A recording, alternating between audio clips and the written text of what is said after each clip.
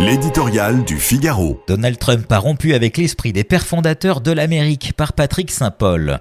Donald Trump ne pouvait concevoir autrement un événement pourtant censé rassembler un pays fracturé. Les 250 ans de l'indépendance des États-Unis seront une fête à sa gloire. Son visage sera imprimé sur un billet de banque de $250 créé spécialement et sur le nouveau passeport patriotique. Il est déjà placardé dans toutes les rues d'une capitale fédérale qu'il tente de façonner à son image. Le 47e président se considère comme l'égal des pères fondateurs de l'Amérique et n'exclut pas de faire sculpter son visage dans la roche du Mont Rushmore aux côtés de George Washington, Thomas Jefferson, Abraham Lincoln, auquel il se compare fréquemment, et Theodore Roosevelt. À sa façon, avec un succès inégal, chacun de ses prédécesseurs a tenté d'incarner l'esprit de la nouvelle nation, insufflé par les pères de l'indépendance dans leur déclaration de Philadelphie.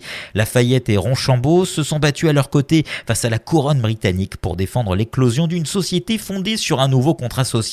Celui-ci transformer les sujets en citoyens et s'accompagner de valeurs universelles, révolutionnaires pour l'époque, égalité, liberté, poursuite du bien-être et de la prospérité.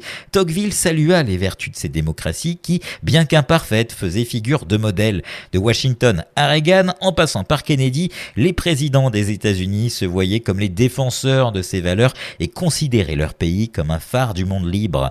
À l'image des pères fondateurs, ils cultivaient une certaine sobriété républicaine, censée trancher avec les fastes de la royauté, jusqu'à l'arrivée de Donald Trump. Fasciné par le clinquant, par les hommes forts, saisi par la folie des grandeurs, il se voit en César ou en Napoléon plus qu'en Lincoln, pétri des principes de la démocratie.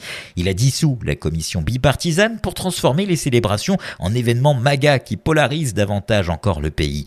De l'héritage du passé, il a certes retenu le pouvoir de l'insurrection, mais plutôt comme une fin en soi ou une quête personnelle que comme un combat au service de la nation.